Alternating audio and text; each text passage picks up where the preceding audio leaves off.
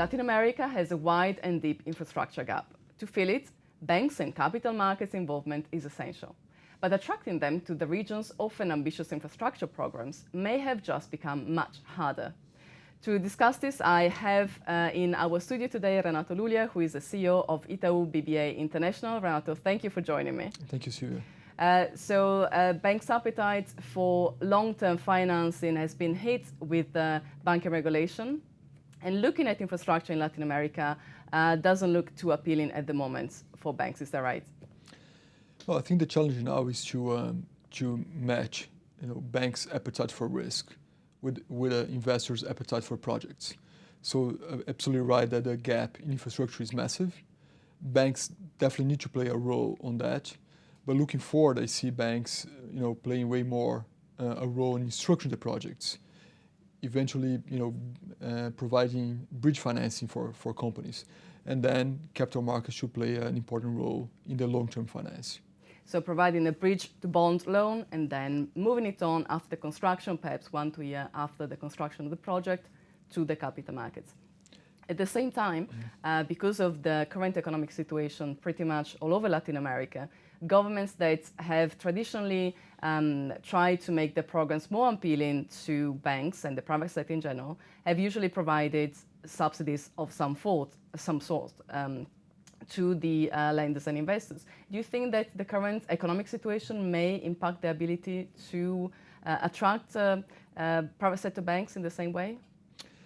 I think private bank sectors, they're willing to deploy capital. That's definitely the case of Itaú in the region. Mm-hmm. Being the largest bank in the region, we wanna play a leading role in helping companies and helping governments develop project finance. But as you said, in one hand, there's economic slowdown in many of the countries.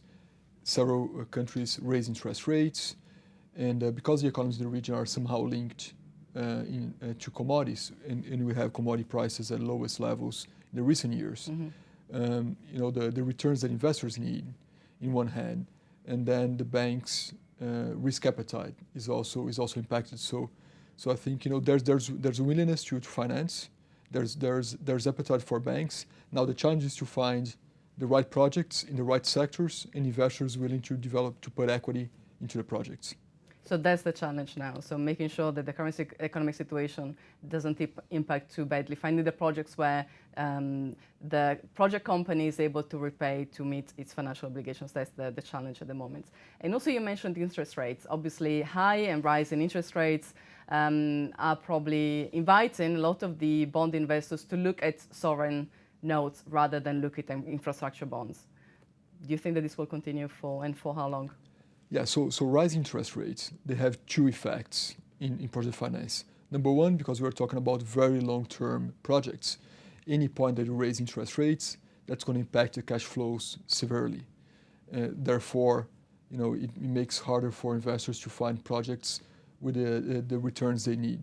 And second, you're right, when the base rate of the economy goes up, there's a competition for money between sovereigns and projects. So investors, pension funds for instance, which are natural investors for project bonds, they might be more tempted to buy sovereign bonds rather than looking at more complicated, more risky project bonds. And lastly, obviously, Itaú BBA is a Brazilian bank. You guys are based in Sao Paulo. Brazil is going through a pretty difficult time, and despite the innovation that was brought to the market a few years back with the infrastructure bonds denominated in reais, the debentures, the market perhaps has plateaued a little bit now. Do you see, or are you able to see points where things will start improving for the debentures market and for Brazil as a whole? Listen, the amount of, I think if you look at Latin America, the amount of investments needed in the amount of high quality projects that are currently being discussed in Brazil is extremely high compared to any other countries in the regions. And we should mention that Brazil has an infrastructure gap that to be filled will need additional $100 billion spent every year on top of what has already been spent. Exactly. And the good news is that for the good projects, there's money, there's capital available.